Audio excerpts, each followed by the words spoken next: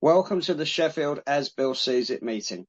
This is a main share meeting, and today it is with great pleasure and much gratitude that we welcome Shannon B. from New Jersey, who has come to share for about 40 minutes, after which we'll open up for general sharing or if you'd like to ask a question. Thank you, Shannon. It's wonderful to have you here, and the floor is yours. Awesome. Good morning, everyone. My name's Shannon. I'm an alcoholic. It's good to be here. It's good to start my Sunday morning off in the state of New Jersey with a bunch of drunks. I mean, what better way to start the day, right? A bunch of passengers from a great shipwreck, right? That's really what we're here, I think, for, is to continue to shout the good news from the rooftops that you can recover from this deadly, fatal, progressive illness called alcoholism. So it's a real joy to be here. Young, thank you for asking me to come and share with you guys. As soon as I logged in, people were saying hi to me and greeting me at the the virtual door. And Young, you did such a great job introducing me like I was a rock star. So I feel real welcome to be here today. And that's what I really love about groups like this. I really do. I mean, think about it. I'm sitting in my living room here in New Jersey, and people are spread out all over the globe, and I feel home. I do. I feel home. I really believe that this morning the most profound thing that any of us will hear will be the moment of silence that was shared. I really do. I don't say that to be funny, even though I giggle when I say it. I think there's a lot that's said in that moment of stillness, in that moment of calmness, in that moment of presence. So Young asked me to pick a reading out of Bill's As Bill Sees It. And, I'm a firm believer, and again, anything I say here today, it doesn't mean that it's right, or it's just, this is my experience, and I'm doing my best to encapsulate and share with you in words what really can't be described in words. Right? I mean, that's just the truth. And something profound happened to me February 14th, 2012, in a little borough called Brooklyn, New York. Under the influence of vodka in my living room, just like Bill was under the influence of gin when Abby came over, and Bill was really having some spiritual experiences under the influence of gin in that infamous kitchen table, and he was experiencing old prejudices. He was starting, having that conversation with Abby. He was starting to wake, things were, Donna, you and I were texting yesterday exactly about, like, curiosity was starting to form in Bill's head again. And I know this will be the third time I've said it already, but under the influence of alcohol, Bill was able to start to have a spiritual experience. Now, we all know why we drank, right? To begin with, that's a whole nother conversation. But that was, as Carl Jung does such a good job emphasizing, we drank to chase kind of a spiritual experience, right? Or the way that Carl Jung talks about it is, it was an underlying thirst for a connection with the divine. Now, I didn't say that every time I went to the liquor store. I didn't wake up and say, I think today I'm going to go, see if I can connect with the divine. But deep, I think behind the veil, behind my drinking and, aside from the physical allergy, I really think that booze really, at least in the beginning and for quite a while, it allowed me to feel connected. It did. I don't think it's by coincidence that our elders called alcohol spirits. I really don't. And I also believe that if you remove spirit from me, it can only be replaced with one thing. And that's spirit. And that's what you guys have done for me here. And I'm forever grateful for that. And under the influence of the cheapest vodka known to man, 100 proof Georgie vodka, back in February 14th of 2012, sitting in my Bed-Stuy apartment, it happened. And what it is a voice came into my head, and just to kind of, add a little context to the story, I've been in and out of AA since 1988. I didn't get sober till 2012. So if you do the math, that's a lot of burning your life to the ground. It's a little over a quarter of a century. I was in and out of this beloved fellowship, dying from untreated alcoholism. A lot of pain, a lot of suffering. And towards the end of my drinking, and I drank, to be honest with you, I had 7.5 years sober, and I drank. Anytime I share, if it's not like a step or a topic, or I'm doing some type of a conference, usually when it's just an open forum like this with a reading, I think it's important for me to share that I drank again after having several years of sobriety. And I drank for the same reason that anybody that's wired like me will drink again, just like the same reason why Jim thought it would be okay to mix whiskey with milk, right? It tells you why he thought that. We're just, because Jim went insane sober, and I didn't understand that for many years. You find beautiful people were talking about insanity, and I would look up at your shades on the wall and see the word sanity. And I guess subconsciously, I believed that it was all the crazy things we did when we were out there ripping and roaring. I had no clue. I did not understand the depths of what you find people were talking about. The insanity that you were talking about affects a guy like me, stone cold sober. Sober. I didn't understand that. I couldn't put the two together until hindsight, till many years later. And just like Jim, Jim thought it would be okay to mix whiskey with milk. Well, I thought it would be okay after 7.5 years to take pain medication in case my back hurt. I was taking it proactively. At least that's what my mind told me as I was reaching for the narcotics. There's a lot more to that story I won't get into, but I do want to share with you guys that I did have many years sober, and I started off, I had a powerful experience.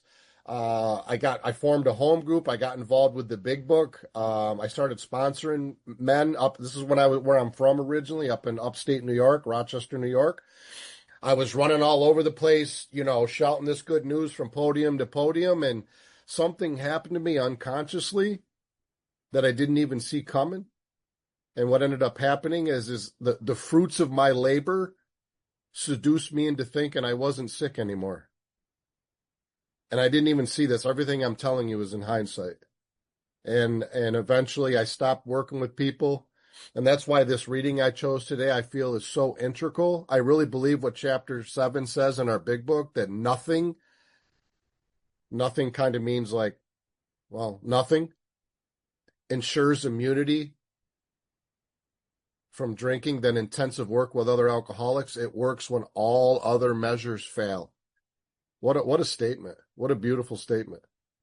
I think that's why God said, so let me speed up and go back to that night in Brooklyn, in my apartment.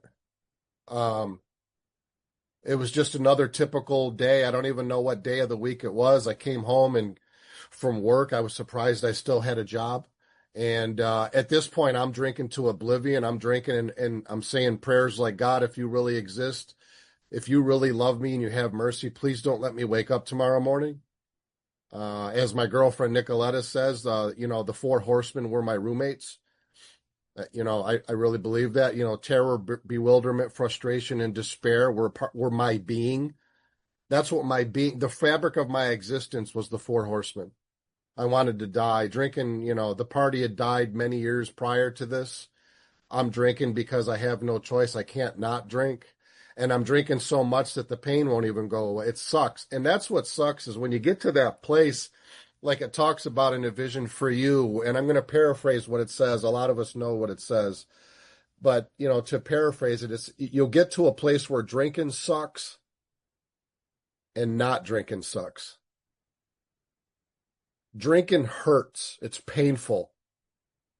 I've wrung all the fun out of the party. It's not fun anymore. But not drinking feels the same way without a solution. Our book calls that the jumping off place. And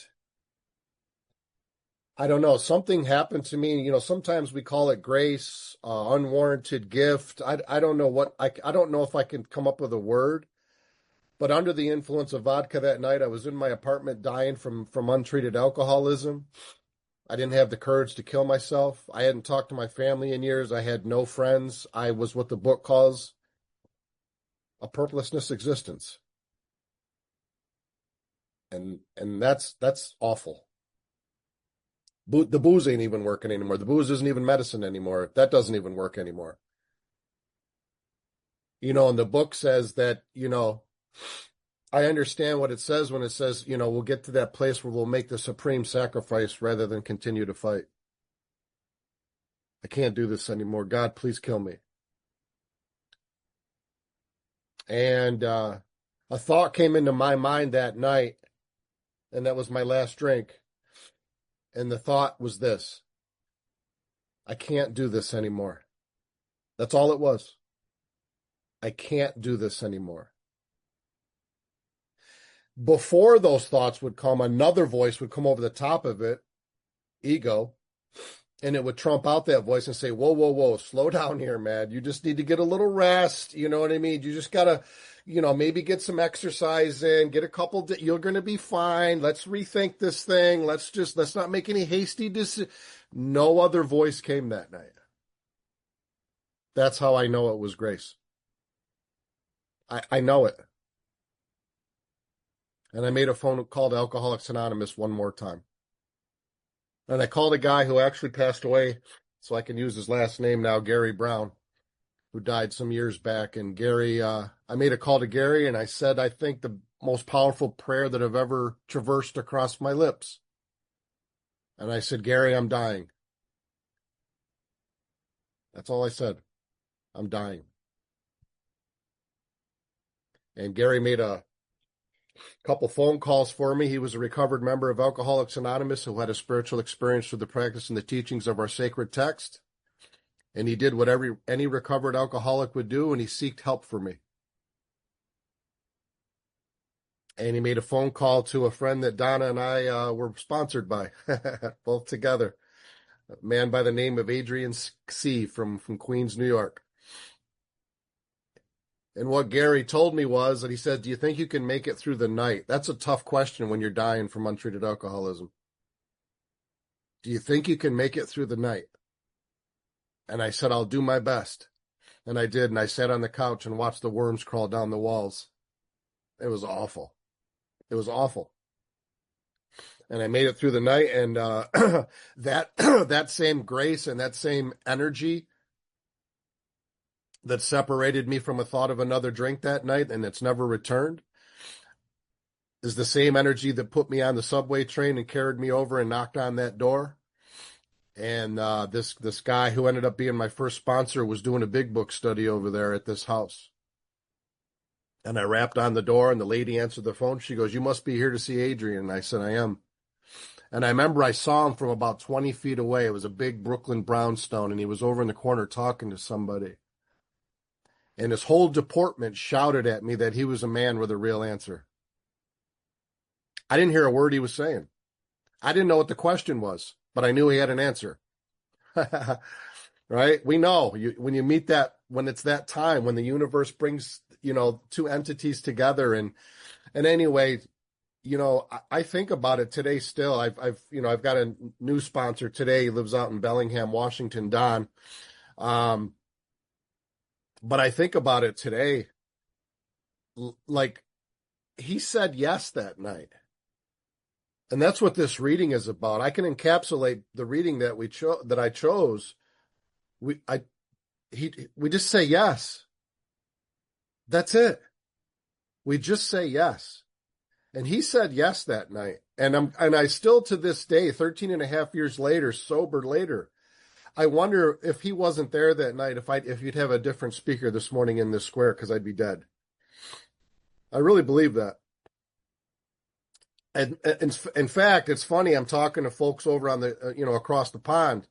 He was from Belfast, and soccer was a big deal for him. It was like a religion, and Donna, right? I mean, he was a big soccer fan. And in fact, that night there was he tells me this story in hindsight. That night there was a big soccer match on that, like, you don't miss. It was like the Super Bowl of soccer games.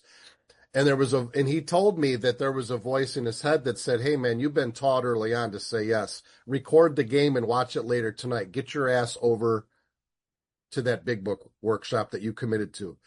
And because of that, I'm here today. I believe that. I don't believe it. I know it. Because of him saying yes, my daughter has a father today.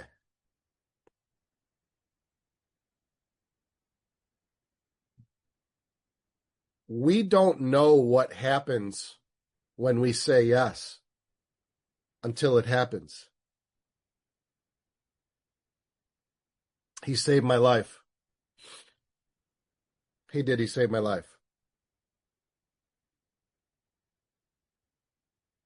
And something happened profound. I told you in the beginning of my share that I've stumbled and I've suffered horribly in and out of the beloved fellowship of Alcoholics Anonymous for many, many years.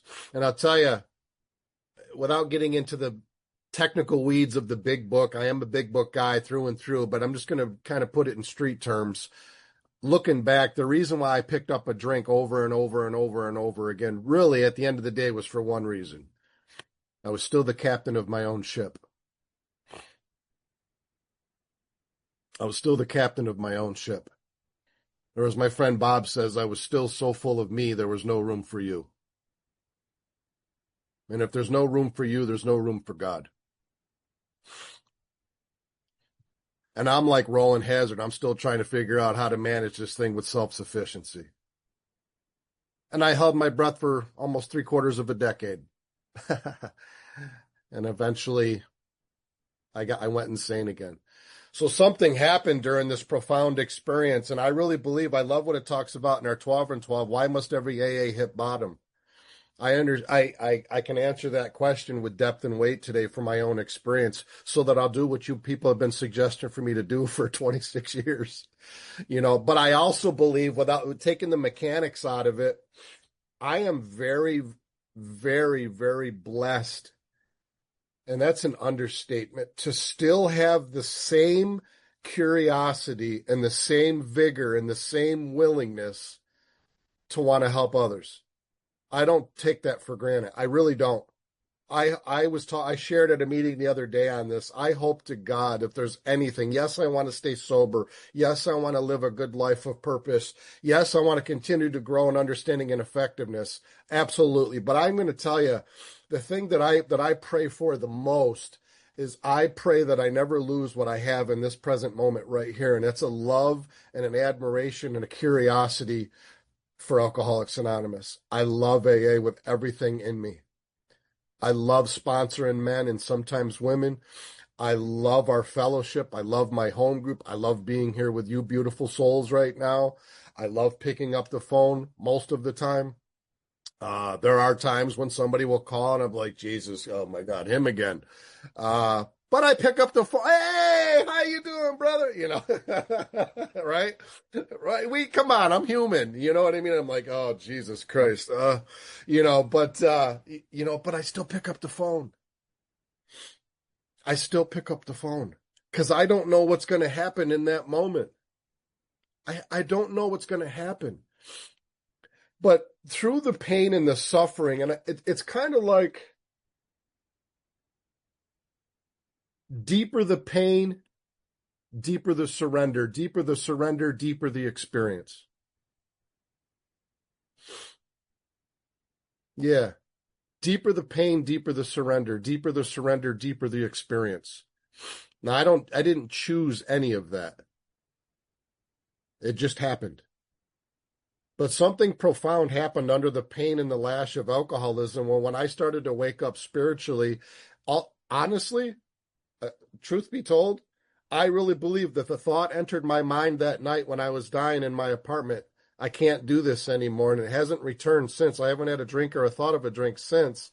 I honestly believe that thought entered my being so that I could get separated from alcohol to help others find the power. I believe that's why I'm here right now. I'm not the power. I'm not a spokesman for Alcoholics Anonymous. I'm an idiot at best. But I did have an experience through this book. I did. I had an experience. I'm not saying it's better than anybody else's experience. It's not more profound or more. Something happened to me. I cry a lot when I speak. And my friend my friend Brenda shared this the other day with me. I'm like, what? And I go, what? It seems like I weep a lot when I share, even when I'm talking about like happy stuff. And she said, you're crying because you're awake. I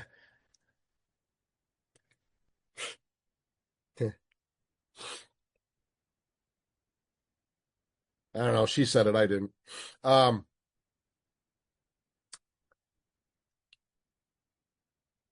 I didn't ask for the life I have today. I would have settled for sobriety. But this grace, this thing that entered my being, had such bigger plans for me. I have beautiful people in my life today. I have true I can, I can actually form a true relationship with another human being today.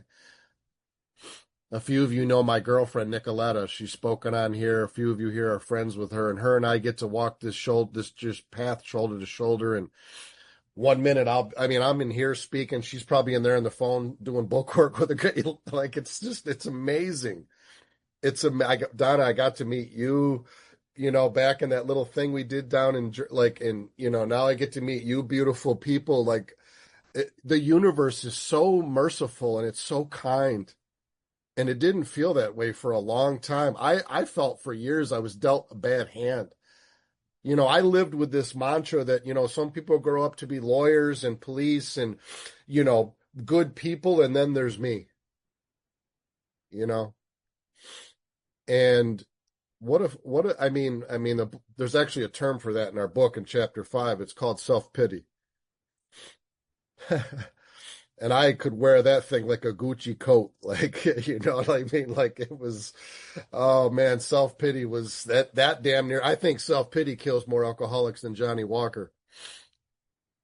Uh, but in any event, yeah, something happened to me, that since I've been sober and separated from booze, anytime I'm asked to share, anytime that a man asks me to sponsor them or a man just wants to have a conversation, what I've literally been doing for 13 and a half years is trying my best with the human language to describe what has happened to me. Really. And I'm not the best speaker in the world. And I don't want to be. That's all. Yeah, you can have that stuff. I just, this morning before I logged on, I just asked God to put the love in my heart and the words in my mouth and continue to carry me with this grace and wisdom. And really, I think it's the word that is thrown around a lot in our fellowship, but it's the word that's coming is I think what I've been doing for 13 and a half years is trying my best to describe gratitude. Really. I don't think gratitude is a list either. I think it's a state of being. Over the years, I'm a big proponent of a part in our book that says, be quick to see where religious people are right. I've done some seeking, huh Donna? Woo! And you do enough work or whatever you want to call it, seeking, it's wonderful and it's beautiful. And Bill W., I feel Bill had a profound spiritual experience, and I believe that's why he wrote the book, was to encapsulate and describe what happened to him, and gathered some people just like him, and here we all are, just continuing to echo what happened to Bill and Bob and Clarence and all the early elders and Bill Dotson. But really, it's funny, if you start to delve into the spiritual ponds and you start to seek, and it's funny, Young, you actually posted something, I believe it was the past couple of days, and we've all heard it before, but I think it needs to be said again this morning. What you're looking for, you're looking with. What you seek is seeking you. You read any good spiritual text, I mean, Nicolette and I have a whole library of beautiful spiritual teachers, and they're all saying the same thing. You're it. You're it. There's nowhere to look. In fact, there's nothing to seek. Some teachers call it the pathless path or the gateless gate, right? And I don't want to get too far. Here we go down the rabbit hole. But Don and I were talking about this yesterday. But I'm telling you, I really mean this, what I'm about to say. Through continuing to serve others, the reading that I chose today, or the universe chose, every once in a great while, I experience what Ramana Maharshi said. And Ramana Maharshi was a spiritual teacher from India that died many years ago. And some of his devotees said to Ramana, Ramana, how do we treat others? And Ramana said, there are no others. There are no others. We are all one. And every once in a great, great while, when I can get separated from this up here, the mind, I experience that. Not often, but once in a while. And I think that's what's really beautiful is, we're all here in Alcoholics Anonymous singing the great song together. So I'm going to end there. I think I've been through, I don't want to go anymore. I'll ramble, but thank you guys for all having me here this morning. And because of you, I get to be a dad today to a little girl I'm going to pick up in a little bit and spend the day with her. And you guys gave my mother her son back. And I love all of you very much. So thank you.